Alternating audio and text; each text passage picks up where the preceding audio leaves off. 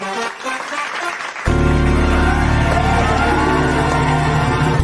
Judy on the radio, building dreams and achieving more, telling it just like it is, most of all, keeping it real. Are you ready for real talk? Changing lives and communities. Real talk. Saving all our families. Real talk. Bringing hope for you and me. Real talk. Real talk with Judy. Real talk with Judy on the radio. Real talk with Judy. Real talk with Judy on the radio.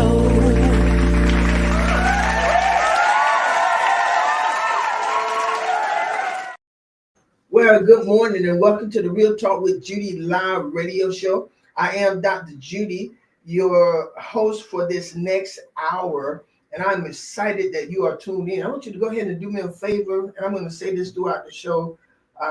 If you will go ahead and contact your friends, go ahead and share. I'm going to say this again, but I really want you on the show. I really want you to get your people, your friends, anybody who's ready to move forward. And we would like for you to get them on the show. This show is going to bless you immensely. I know it is. Every show I do blesses you. But today I have two men that I greatly, greatly admire on here with me today who have accomplished some great things. And so while I'm doing that, y'all know before I bring these gentlemen on, I got to say hello to my mama. So hello, mama. So glad to have you on here this morning, today. We're glad to have you on. Thank you so very much, Tanya, for getting her on, and for everybody being on. My husband, y'all know now, he's usually here with me. He has rearranged his schedule. Dr. Benny, I think he hadn't told me yet, but I said, what are you trying to make this the Jerry and Judy show? he hadn't told me yes yet, Bishop, but I think that's what he's trying to do. Because he's off now every Tuesday. Strategic planning. That's strategic planning. That's strategic planning. Every Tuesday. He's a smart man. But unfortunately, last Tuesday, some of you all may remember that he came into the show, but he had to leave because he was hurting. Well, last Saturday, we put him in the hospital because he suffers with the sickle cell thalassemia traits, and he had a crisis. And the crisis, unfortunately, was one of the worst he ever had, Bishop. It was one of the worst, and his blood level went down to 3.8. Never happened before in his life and in our 43 years of marriage. Matter of fact, the doctors was like, they didn't really know how he made it on 3.8. When I talked to Dr. C. Richardson, I must give Dr. C. Richardson a credit. He said, get him to the hospital right away. He was falling, never done that before. Mind a little delirious, never done any of that before. And I share this simply because God has blessed him. We're hoping that he will be released today. He's feeling much better. And one of the first things we're going to do when we get home, we're going to sleep. Mm-hmm. You get no rest in the hospital. But I definitely didn't want to leave him up there by himself in those conditions. But I do want to shout this out that Tallahassee, what hospital? Capital Regional. Mm-hmm. When I know they get a lot of bad rep. When I tell you, Dr. Bogan, Bishop, when I tell you those nurses were superb. Mm-hmm. They were superb. They took good care of my husband. I don't know because I was there, but they took good care of him. I mean, attention. Samantha, one of the nurses there, La Honda, I think that girl named me La Honda. She said, I'll be back. I'm going to get some crab leg with butter and garlic, and I'll be right back. I said, where is that? She said, down in the cafeteria. I said, are you serious? She said, girl, when I eat this food, I name it all kind of stuff so I can eat it.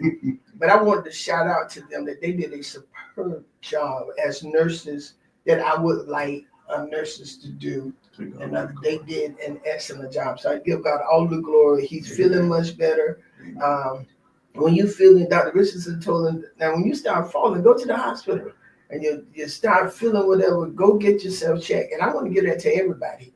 When you start feeling some kind of way and you're feeling worse than you have. Don't just say it's a little cold.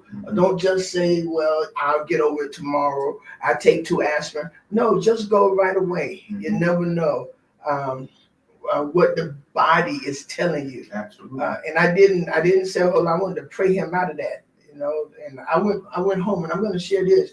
I went home, Bishop, to my house while my husband's in the hospital. And I told the devil, I don't know how you got in my house. I don't know how you got in here, but you got to get out of here. I know that's right. And to come in and touch the priest in my home, to touch my husband, that is crazy. You do not have that authority to do that in my house. I opened that door and I said, get out of here in the name of Jesus. You will not. I laid on the side of the bed that my husband sleeps on. And I told the devil, you have no place in a bedroom, a bathroom, or in our house. So this man has worked hard to pay for this house. And you would not dethrone him with no sickness. So he's feeling much, much, much better. So I want to thank you all. And so y'all go ahead and share. And you know what? my sister Carolyn on here and Danette, but they and these brothers at our church, Elder Antonio Witherspoon, Deacon Lance Ball, Elder Stephen Davis. When I tell you, they took a guard at the house. Deacon Lance Ball is our chairman of our deacon board. Elder Stephen serves us personally, and they put a prayer down in our den. My Lord. They prayed. So when I tell you, Bishop, they did not want to leave his side. And Stephen stayed there from 8 a.m. to 2 a.m. when he got settled in the hospital. Lance was right there. And I'm saying this because being part of a church and being in the leadership is more than just holding a title. Oh my. Yeah. Okay, that's a whole new. That's a whole new thing. But it's not just so you can say I'm the pastor, armor bearer. I'm close to the pastor. It's not any of that. You got to be able to take a hit. Sacrifice. And that's a servitude. That's exactly what happened. So anyway, y'all know Carolyn is our baby daughter, and she sat on the bed looking at her pappy. And she was like, no, you are not coming here. So anyway, let's get with the show. I'm excited that he's doing well. Today, ladies and gentlemen, I have Bishop Derek McRae. Y'all know I bring him on quite frequently because I believe that he has done such a great job in building and not just a church, but people, and putting people in the right place. And I've sat in his leadership conferences and different places and seen how he has orchestrated his ministry. And I want him to come back today to talk about strategic planning. And he is the senior pastor and presiding bishop of Experience Christian Worship Center and Fellowship. So Bishop, and he's out of Orlando. Bishop, thank you for being back again today. Glad to be here, and always glad to be in on the conversation.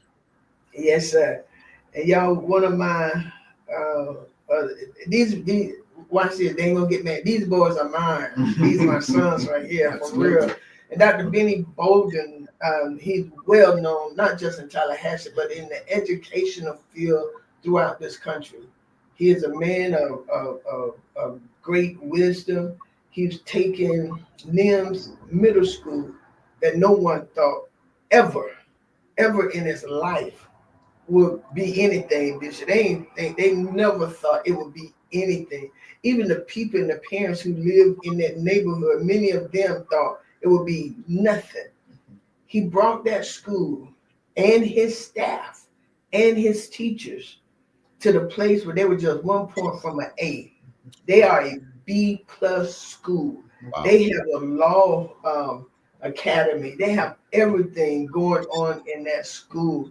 He brought that school, but not just the school, the entire community, families, and other students who were ready to go to NIMS, not just from the South Side, but from all over Tallahassee. They want to go to middle school at NIMS. Wow. and he teach all over area. He was were you a drum major? No. That was Bishop. That was Bishop. Okay, Bishop was the drum major, but you was in the band. Then I was in you the played band. the saxophone. Yeah, he played the saxophone. I played the tuba. Okay. Yeah. Oh, you were one of them guys that jumped to the bottom at the end. There you go. I did that. That's why my knees don't work now.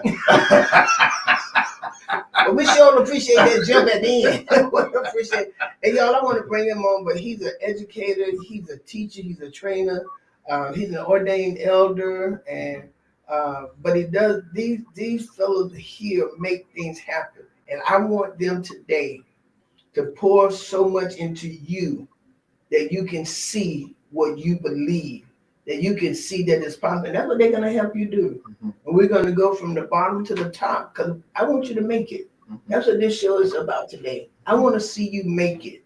I don't want you to think that it's just for a few of us. It's not. Absolutely. It is not. So Dr. Benny Bolden, Bishop Derek McRae, thank you all for being here today. Thank you so much for having us. And first and foremost, I want to say our thoughts and prayers are with Pastor. And I know he's coming out of this stronger and better because hope can't be buried. And so, and I know he is full of hope. And as I want to say this really quickly, as a young college kid, I came to town and not only did they feed me naturally, they fed me spiritually.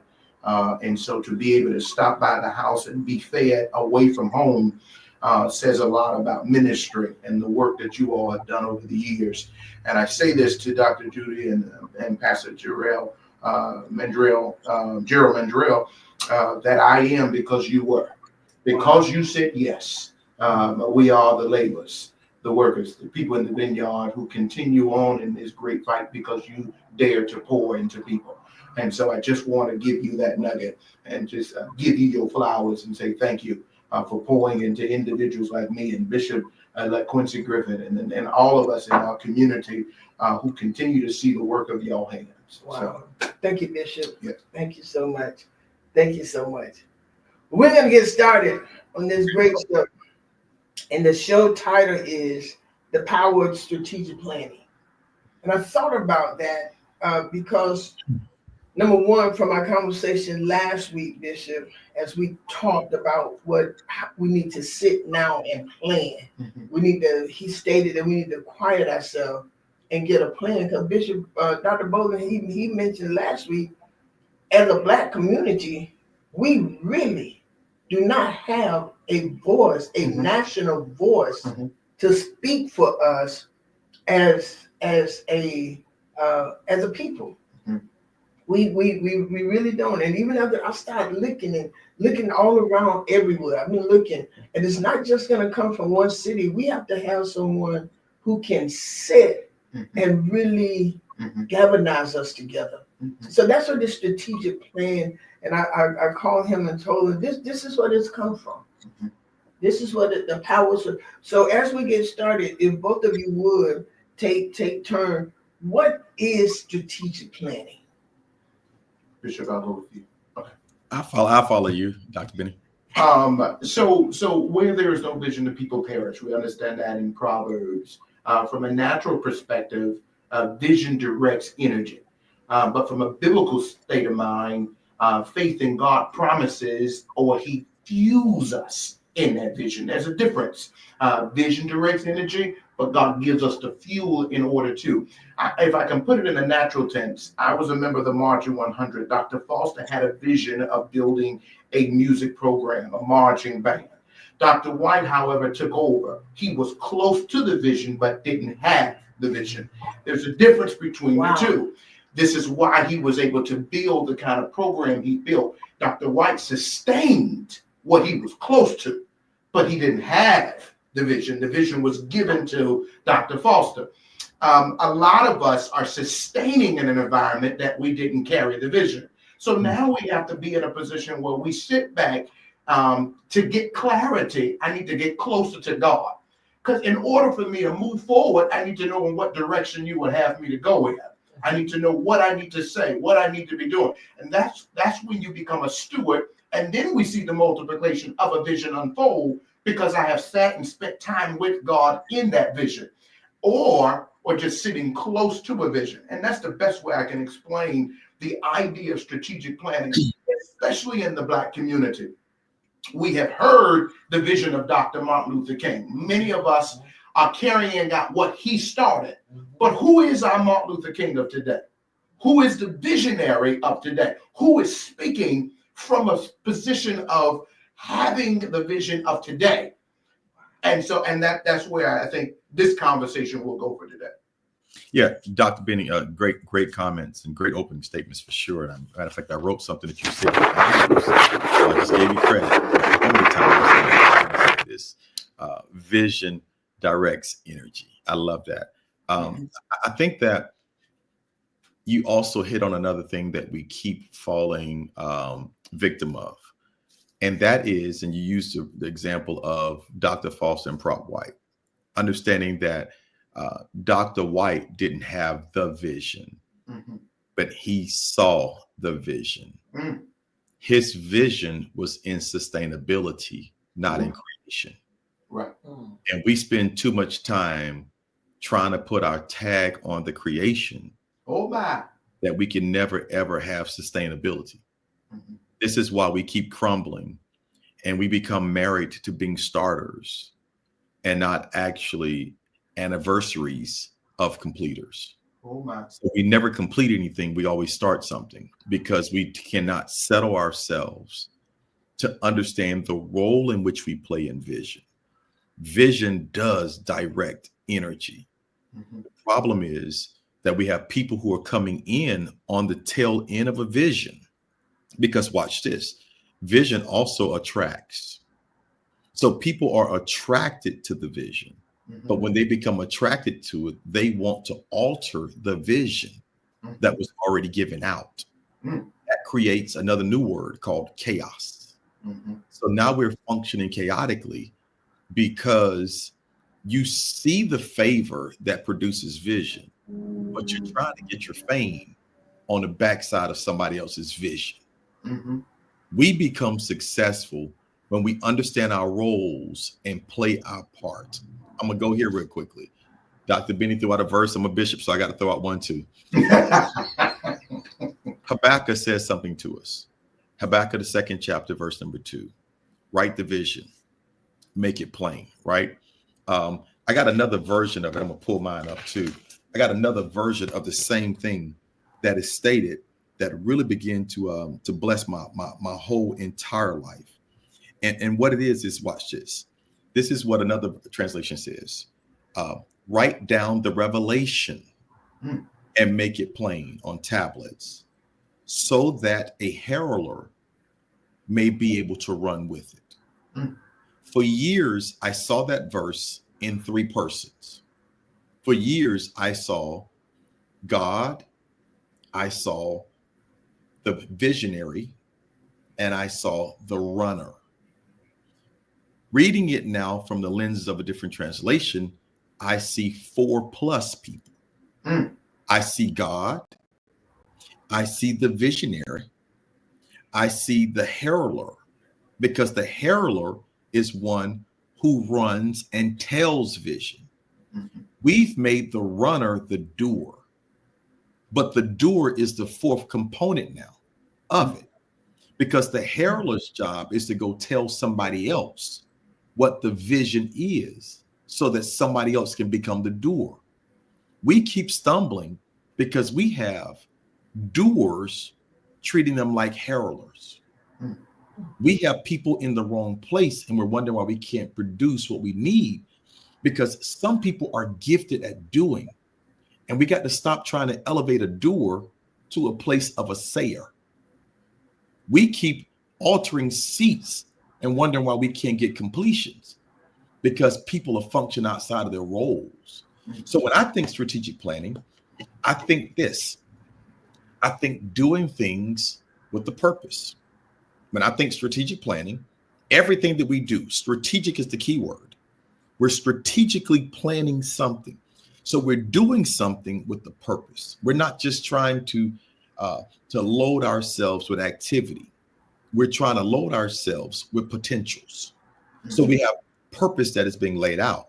So when we start doing things with the purpose, That purpose word I also take to be structure.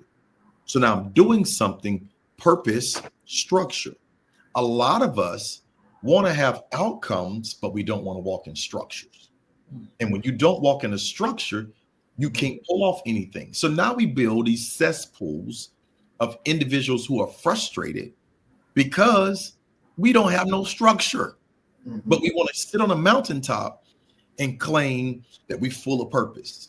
And the body of Christ got to shift to structures so that people start believing that the word that we say can actually be produced.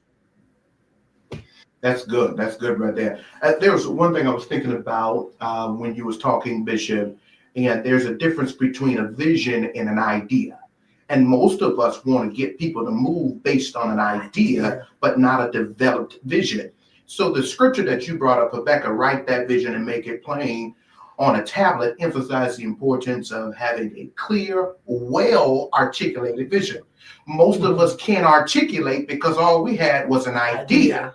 And so when we haven't spent time to develop that articulated vision, we can't give that to anybody. We can't share that vision. In strategic planning, clarity ensures that everyone involved understand the direction, the purpose of the plan, and it plainly state the vision that can inspire and mobilize people to act effectively.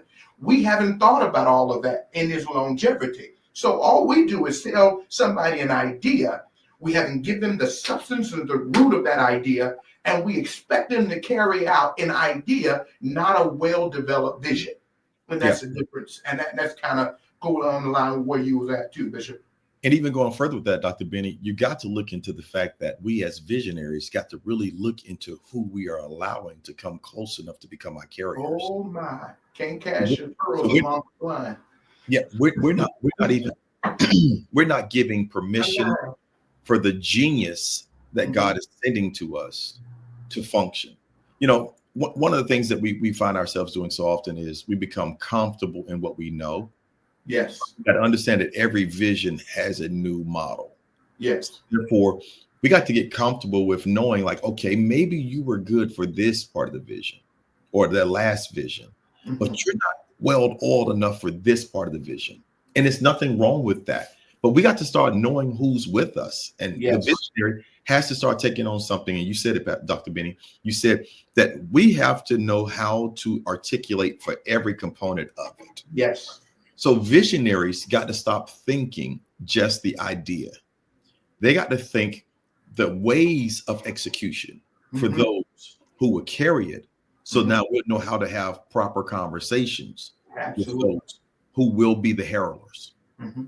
Man, this is good. Y'all see what in my son? Yeah, I have to jump in. So I'm just gonna because they ready to go. They are ready to go. But I got a plan for them in my mind that I'm not giving it on the radio right now. I got a plan.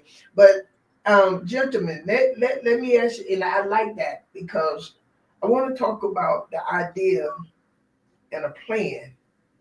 And a vision. Because a lot of people run out of idea because my family tell me I could cook good fried chicken.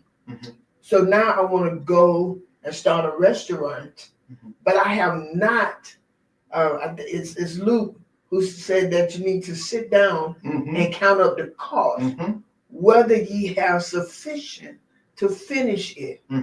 And so as we talk, I want you all to discuss ideal and vision, but I also want you to discuss what is the difference, if you think there is, between just a plan and a strategic plan. Because some people plan, and Aaron will let y'all answer that. I have an answer that I thought about, but I want us to leave here today understanding that I must sit down. And the scripture that I read to y'all was Luke 14:28-30, because you got to see, do I have time to finish this? I don't know if some of you have seen houses that the builder, the contractor, they started building, but now the house been sitting there for 1 year, 2 years, 3 years. They didn't count up the full cost of finishing that house. Absolutely. And so they didn't have enough money to finish what you started.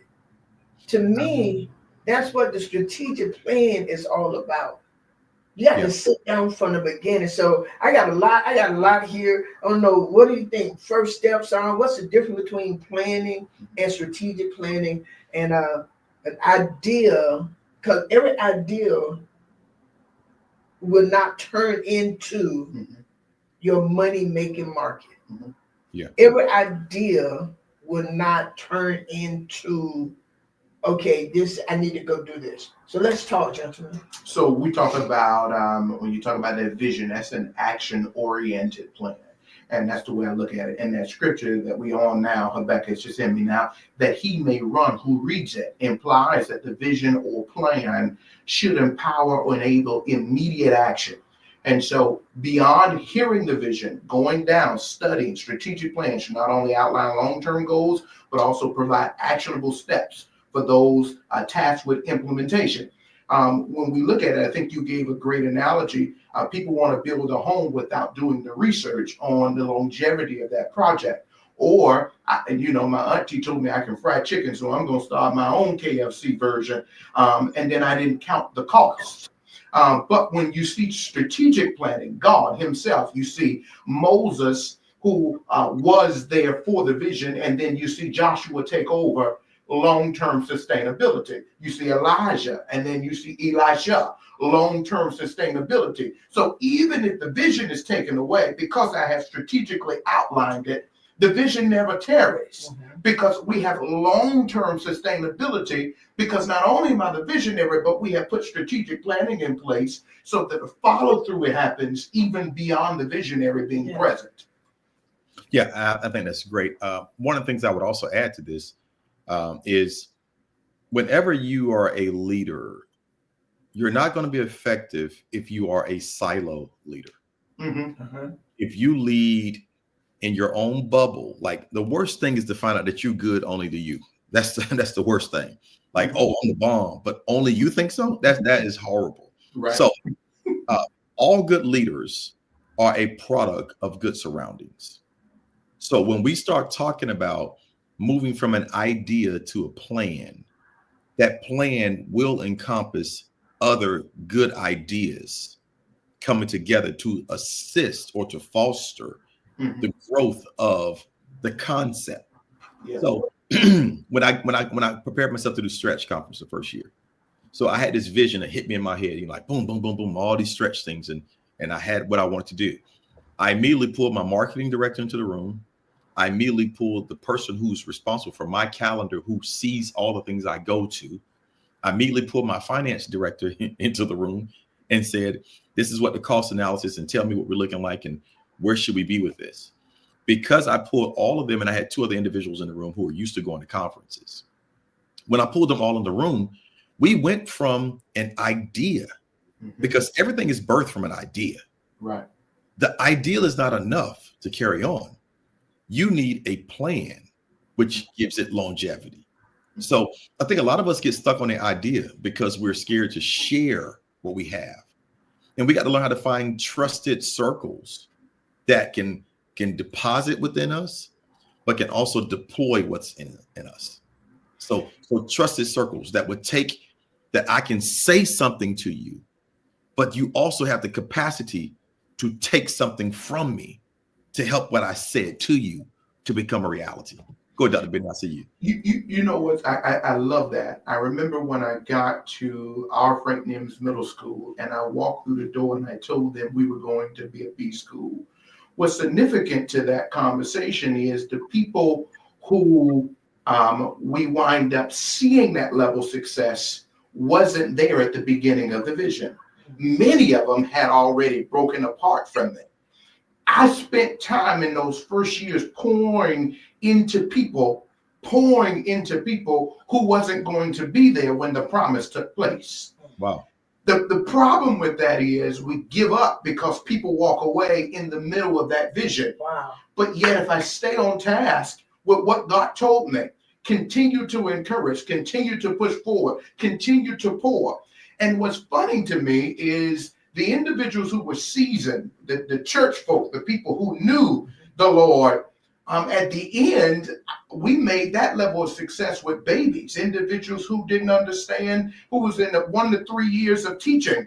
And so, though it tarry, you got to wait on it. You got to make sure that you continue in the pound the pavement of understanding of what this vision is. You walk in the room and you tell people you're going to be a B school at a school who habitually was a DF. The community didn't believe you. The people in the building didn't believe you. The students didn't believe you. But yet, if we just be steadfast, patient in this process, understanding that the people who start with you might not finish with you, but we'll get there, but you got to keep pouring. Leaders should trust the process and remain committed to the vision, even if progress seems slow. Even in the midst of that 7-year period that I was at NIMS, COVID came in the middle of that. Now, when God gave me the vision about going to this school, he didn't tell me famine and a drought was going to come forth. And so, but yet, here we are. So God, if you brought me here, I know you're faithful enough to take me to the end. And when I wanted it to happen, it didn't happen. It's that scripture that says the work of your hands. Whose hands do you need? Yours or mine? Because if I do it, I'm going to do it in my timing. But if you do it, you're going to mess this thing up.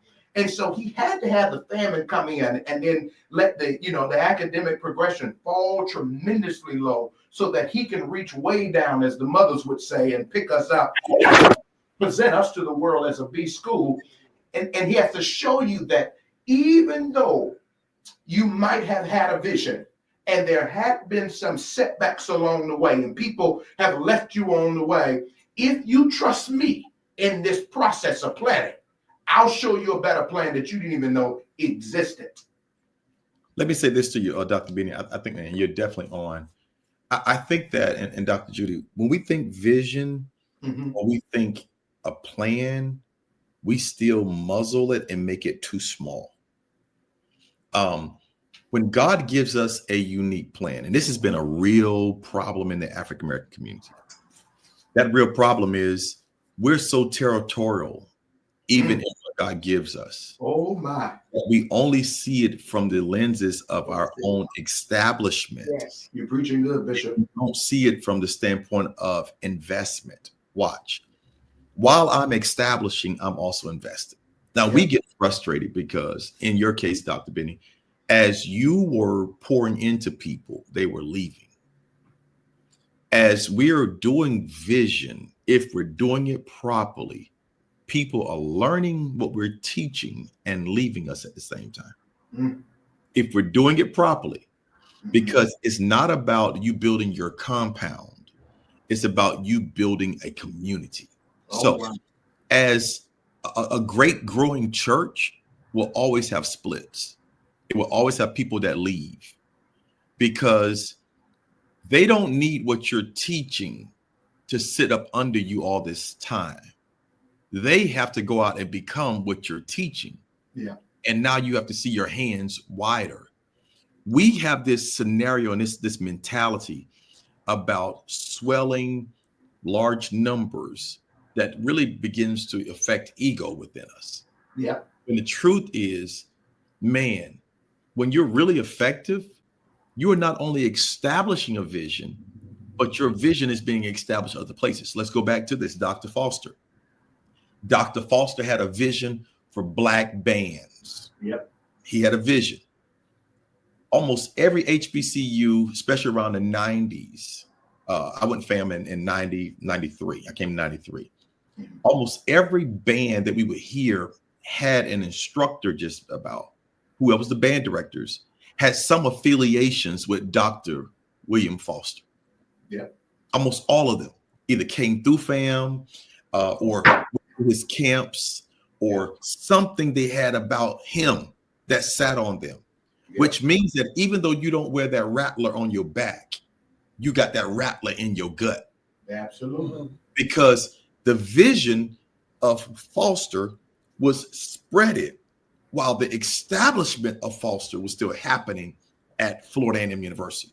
And I think that's what we keep getting tripped up on because we keep trying to shrink vision for the sake of our egos. And we don't get the mission for vision to be expansive. So not only does God want you to make sure that your school is doing well, but God also set you there to make sure that Leon County school systems are doing well. Absolutely. And sometimes we can't handle it because our hand can't be on it. Oh. So y'all, because I did mention this. He's no longer at NIMS because of his. This is how I see it. And this, as you're talking, Dr. Benny, this is what I saw as he was talking. You were at NIMS, you were touching the community, but now you touching the whole district. Yes, I get a chance to, currently I'm serving as a director of secondary schools, so I oversee all middle and high schools in our city. And that's that process of a natural elevation. That's the process of when you've been faithful over a few, and then I can make you a ruler over many. And then I didn't see this position coming. I was just simply doing the work that I was supposed to do, and then to be tapped by the superintendent and asked to serve in this capacity. The first thing I had to do is go back to the drawing board, because I knew the vision of NIMS. Now, God, you just enlarged my territory. So now I got to go back into the presence to find out what vision you have for this role, because it's like starting that process all over again now. Let me ask you something, Dr. Bowden, Bishop, with what you're saying. Now you got to go back to this, but your plan or your why is driving your plan all along, correct? Yes. Am I right? Yes. Because even though you're going back to the drawing board, even now you've been taken out of NIMS because you got it growing. It's a big girl now, a big boy now, with a good principle. Yeah. But you've left a lot of things in place, and Bishop, as I said, now with the strategic plan that when you put it in place, you put it in place correctly. Mm-hmm. It should, my thought, be able to help you on every level, even though you have to tweet it. Absolutely. Am I right? Absolutely. So now you get to take it to a wider, broad capacity, but touching more people. Mm-hmm. But the same why on the strategic planning, to me, is still what drives. Am I right? Mm-hmm. Mm-hmm. Yeah, I got this thing that I like to talk about, Dr. Judy, which is what's your why? Mm-hmm. I think that visionaries lose in looking at the what and not the why. Mm-hmm. So I think that God calls us into a why. Now, the why of us, which is the purpose that we do.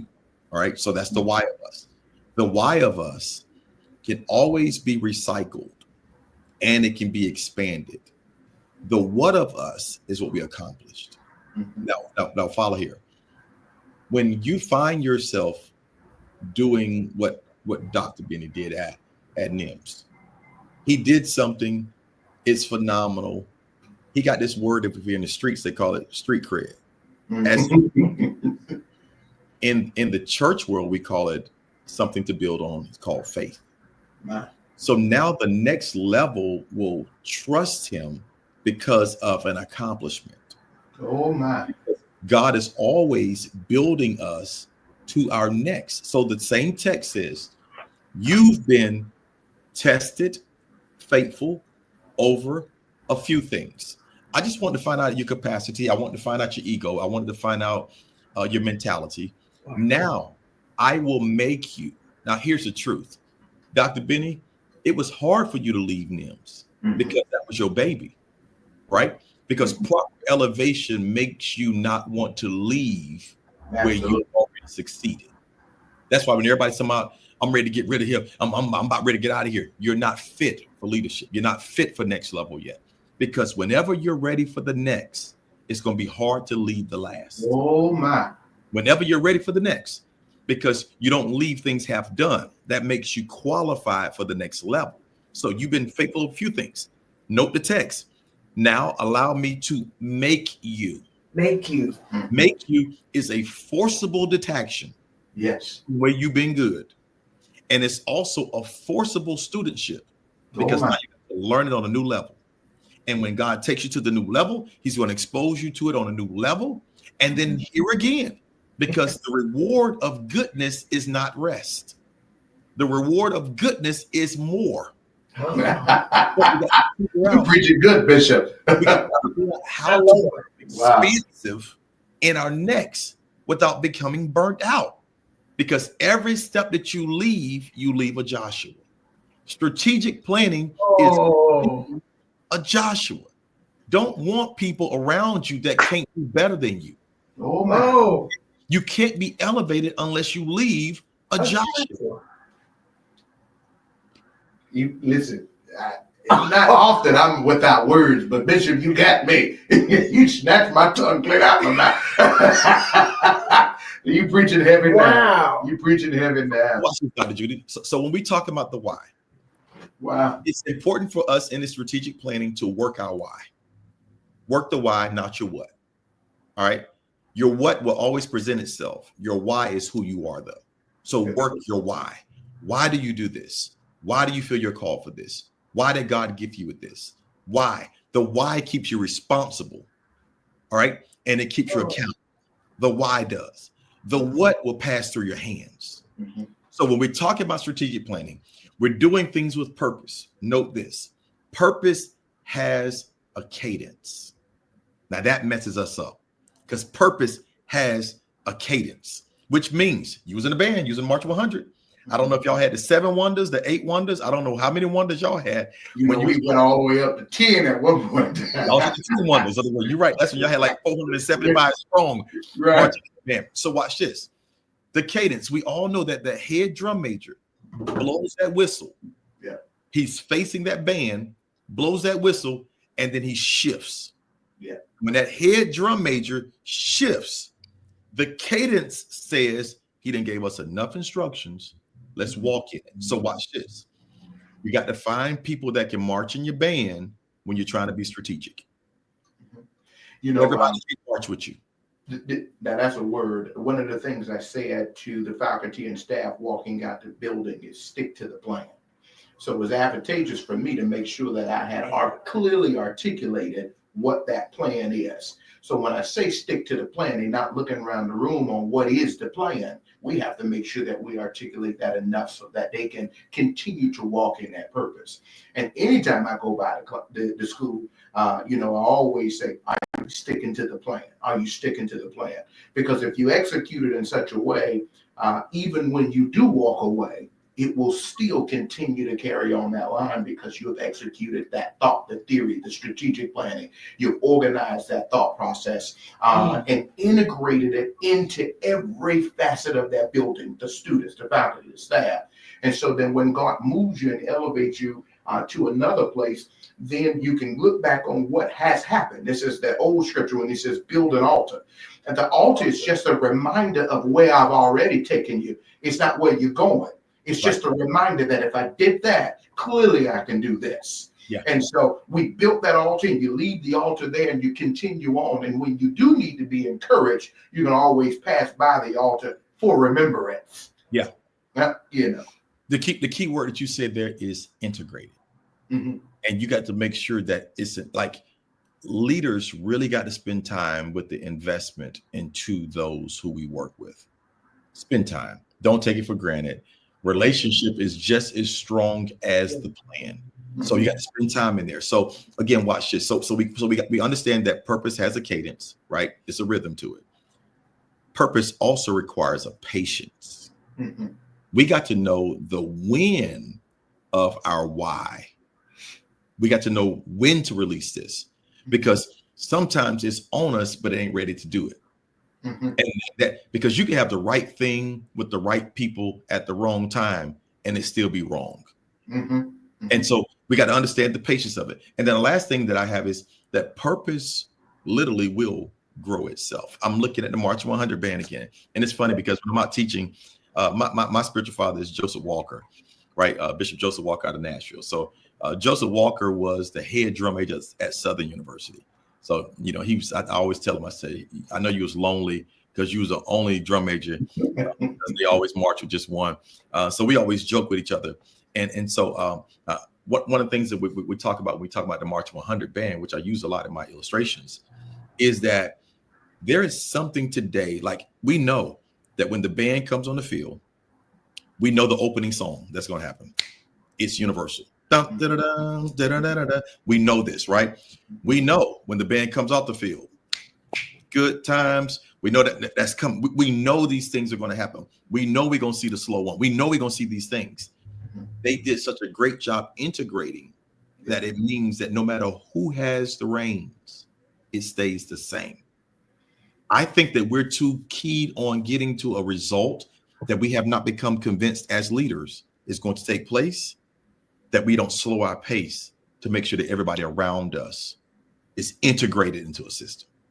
You know, that's powerful when you said the integration of thought. You think about the March 100, and I think it was like 2 or 3 years that they was hiatus or on suspension, but yet they can come back still rooted and grounded in the vision that was even before their departure. And that's because you have integrated. That's because we have now been approached with the why. You know, I teach a ministerial course at the church with young ministers, and I always tell them, I don't want to start all over in an assignment that God gave me. Yeah. So no matter how far you think you have gone, he'll pick your behind up when you failed it and make you start right back at the beginning again. And that's that why they keep us grounded, to make sure that God, I don't want to fail any assignments or tests that you put in front of me. I want to pass this test. And so to get to the point and the ending of all of this, even the March 100 being tested after that issue, but to be faithful enough to say, God, let's put the why back in front of us. And then God can elevate you back to proper status of where that marching band program was even before the departure, and put them right back at the pedestal where they were, because now we have went back to go find that why again. Why am I here? Why are we doing this? Who are we serving? Am I doing the work of the Lord? And when you see that in Dr. Chipman's leadership, you see the why again now. You see that we need to put God back at the forefront of this thing. We need to make sure that we are exemplifying God in all that we do. So, I oftentimes hear him say, well, we need to pray before we go outside. You put your why back in front of them, not just in the program, but ingrained in the students. These are kids, Big Mama, she gone, and so this generation didn't go to church. And so they didn't see, what we saw growing up. But yet, if we teach them to pray over the little things, when they get into trouble, they get into a scenario, they might not know God like we know God, but then they'll know the power of prayer because I've seen it work in this establishment. And so now that why teaches us how to engage this generation, even without having to say Jesus every day. Yeah. And I was thinking as I'm listening to you all with our strategic plan, I was thinking, even with the scriptures that we've been using, one of the first things that I would say in the strategic planning is to put God first. Mm-hmm. Sit and have a prayer meeting, especially as the leader, with you and God, to get some direction. Because I believe a lot of times, what the scripture said, my people are destroyed for lack of knowledge. Mm-hmm. And so a lot of time when we're planning, we're not putting knowledge with it. And you have to spend time with your people. You have to talk to them. You have to keep giving them the vision. You got to keep going. Bishop Stewart said about 15 years ago, I heard him say this, and this is why I work to make my plan, my vision, strategic planning, so everybody can understand it. I write in simple form. I want everybody to read it. We might have a little kid who grandmama died, and they let they'll pay him $64 million. Absolutely. And he might want to know where to put it. Well, if he read my plan and he's able to understand it, he may just invest it there. Absolutely. Bishop Stewart said, write the vision, make it plain enough that whoever read it will fund it. And so when you're writing your plan, you're also looking at funding. You're looking at who will come and invest in you, whether it's time or resources. And a lot of this stuff is what you have to do. And I have been really thinking, the Lord has placed in my spirit, sometimes we just don't count up the cost. Dr. Benny, Bishop Derek, I don't want to go to another conference that's not giving me something. Absolutely. I want to receive something. I want to I want to be empowered. Absolutely. I'm not going to listen to a radio show or have a podcast that's not empowering. When people leave my show, I love it when they say, "You made me think," or the guests you had on there had me thinking about this or that. Thursday, people was calling, where is Bishop McCray? Tell him to answer this question. And so when I put it back on Thursday, and they're asking me for questions, I want to be able to text you all and give them answers. And so I know what I'm about to do. I know what the people are asking for because of my show. Can I say something, Dr. Judy? I know what they're asking. And so my job now is to sit down and strategically put this together because the people who listen to my show, near and far, are asking for more. Yes. An hour is not enough for them. They want more. They have questions. That they want. And you both know that we have people who are hungry to be better. Absolutely. They want to be better. Yes, sir. I just want to give 4 practical words in strategic. Right. Hold on. You give your 4 practical words, and then you're gonna come in and give your words, and then I'm gonna close out. Okay. Go ahead. So 4 practical words in strategic planning. First word is why. Why are we doing this? All right. The second word is how. What is it going to take to do this? The third word is when. When is the season for this? The fourth word is what. What was our outcome? Because when we're properly doing vision, the what should recycle the why.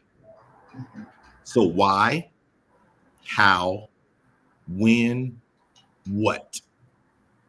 Recycle. Back to why.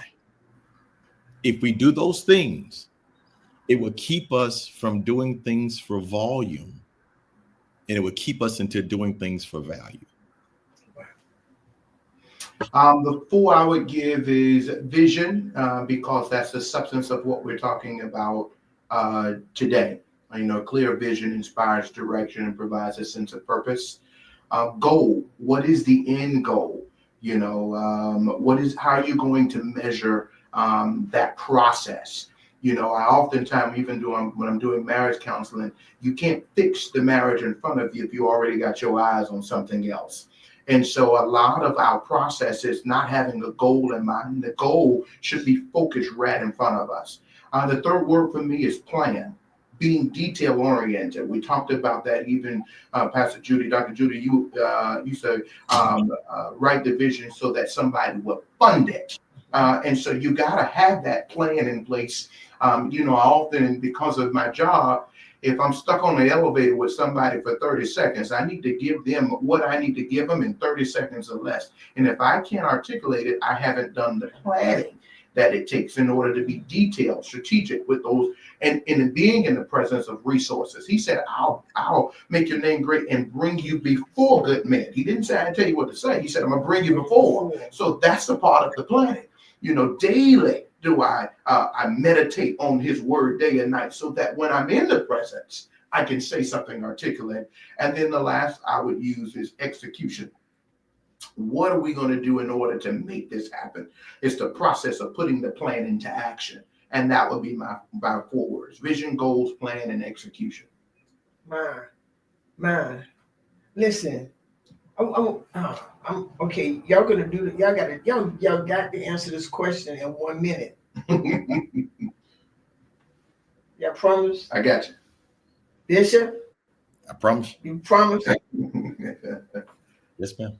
How do you handle, and this is long, but how do you handle when you have strategically planned and you feel like you have everything in order, but it seems like it's still not moving? How do you handle that? Simple answer for me. You reevaluate. Never get yourself to the place that you are so right. Give yourself grace and room for adjustments at every level of your leadership. You're never so right. even when it's so good. Give yourself room for adjustments. And please, as a leader, give yourself space for grace. I think that's powerful, and just biblical sense, grace is renewed daily. And so I went to bed, but I got up with a new level of grace for today. And so even in that thought with leadership, you have to wake up knowing that I got another day to get this right.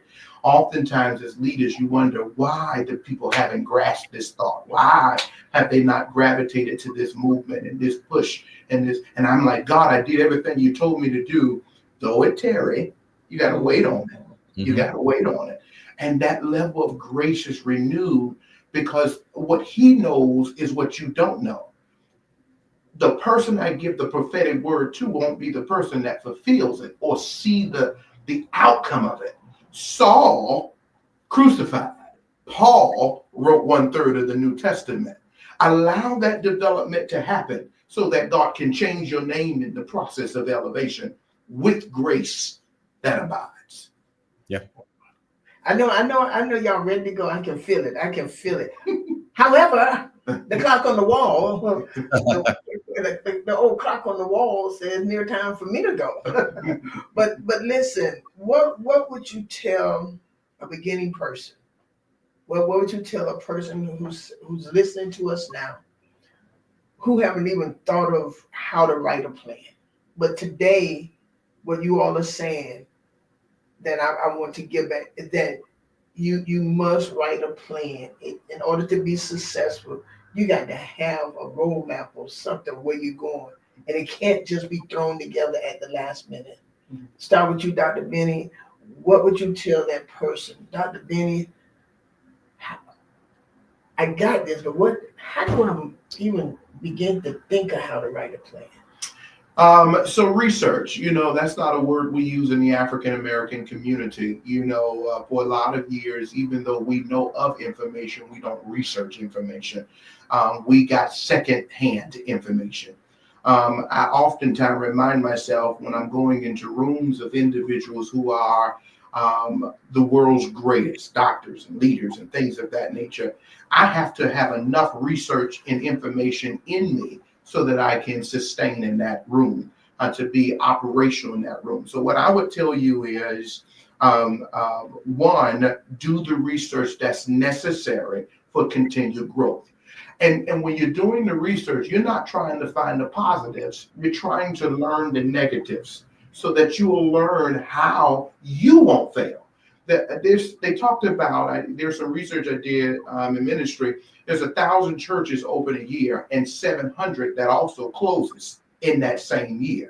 So I need to look at the 700 to see what they did wrong so that I know how to be successful when I start.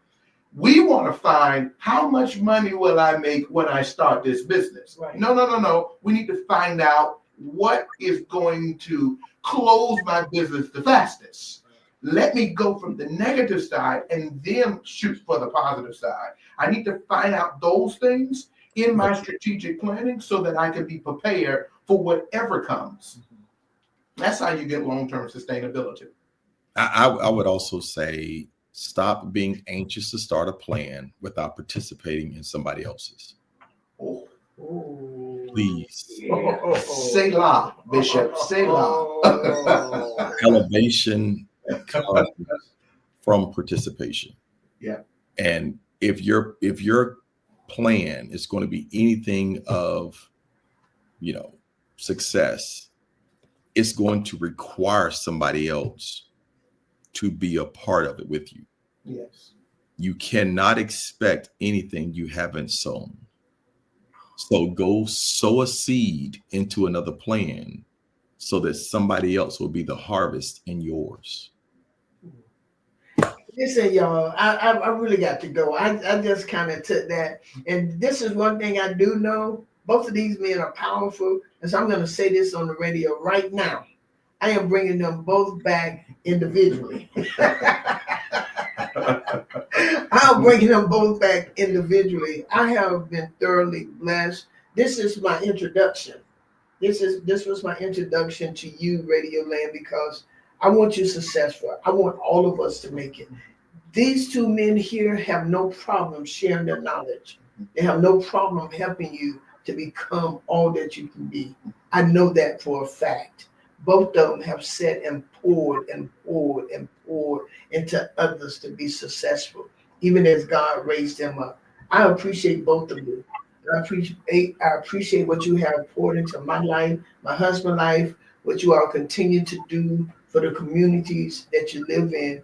And who knows, y'all might be the next voice for the Black community. Who knows? Because, and I'm praying. I am seriously saying, don't shake your head, no, because you don't know. I can't rebuke it because you're a bishop. So y'all heard that. That's a proper order. And I rebuke a bishop. However, what I'm saying is, we're looking for God to raise up someone.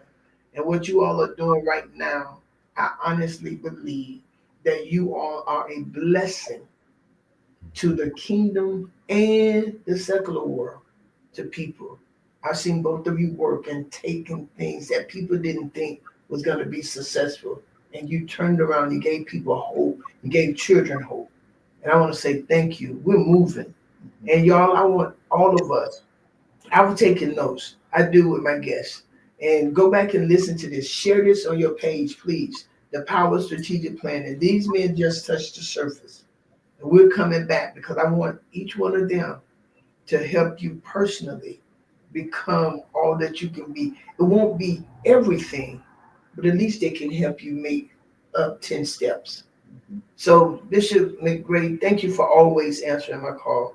Thank you. You have no idea how much you're such a strength to me at all times. And I want to say thank you. Dr. Bolden, you too. You're strengthening me at all time. I know I write a lot on y'all Facebook page because when y'all die, I don't want to be one of the speakers.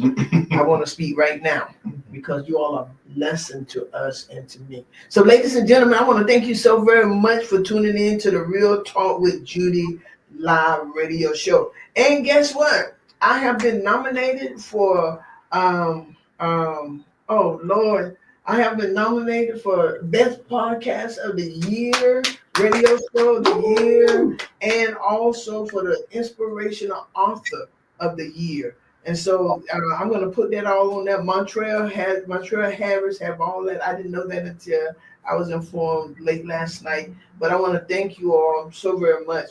Listen, write the plan, write the vision, do your research, make sure you got enough money, make sure you know what it is. Know your why, know your what, know your plan. Invest in other people. And I want to say, if you're a member of anybody's church, help that pastor work that vision.